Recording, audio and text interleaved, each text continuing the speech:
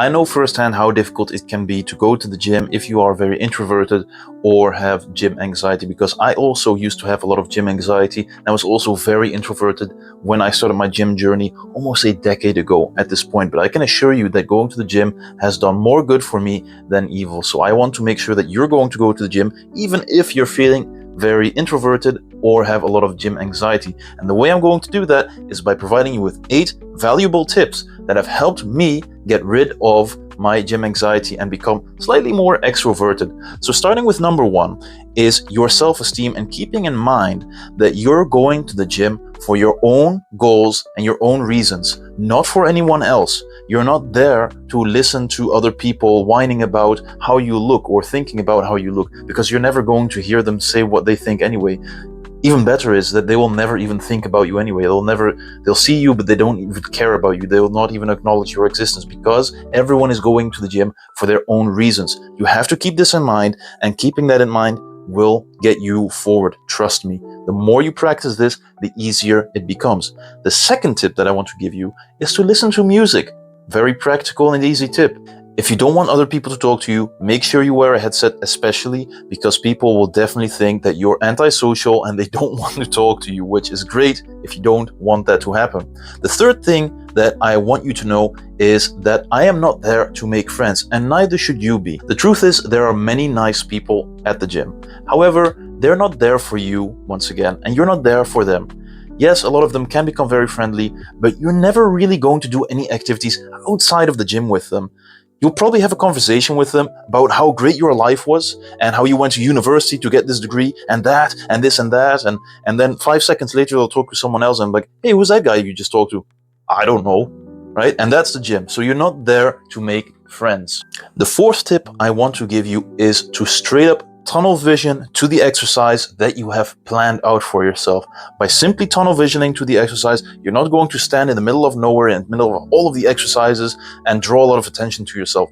That's when people are going to come to you, and that's when they're going to ask you, hey, are you lost, buddy? Because you seem very lost. You're just spinning around in the same spot over and over again. And then you're like, I kind of don't know where to go. And you're going to make a fool out of yourself. At least that's what you think, because people don't really care and they do really want to help you. But setting that aside, just tunnel vision to the exercise you want, which brings me to my fifth point, and that is to actually plan your workout ahead of time. If you plan your workout ahead of time, you're going to know exactly where you need to be and when you need to be there. That way, you're not going to be lost wandering around, and you're also going to save yourself a lot of valuable time. The best way to plan out your workouts ahead of time is to make use of workout sheets.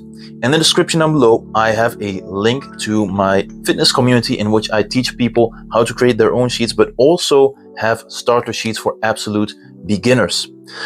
The sixth tip that I want to give you is to avoid peak hours. I had a comment on my last video by someone who said that he actually avoids peak hours by going really late at night at 1 a.m. The second last tip I want to give you is that if you're very fidgety, very anxious, or just looking around all the time, that I actually recommend you to take your phone and write down your sets and reps, which I've started doing recently, and it's really been helpful, because by the time that I'm done writing my sets and reps for every exercise that I'm doing, I'm pretty much good to go again, and I do it all over again. And this way, I ensure that I'm not going to be too fidgety, because if you look at my hands, I actually bite my nails a lot, which I've been very stressful when going to the gym even. So being very fidgety in this way, your phone can help you out. What you can also do is print out like your workout sheet and then fill it in with pen and paper if you want. Yeah, you're going to look a little bit weird, but trust me, the most experienced people do this as well. The last tip that I want to give you is that if you're struggling with knowing where the machines and exercises are exactly,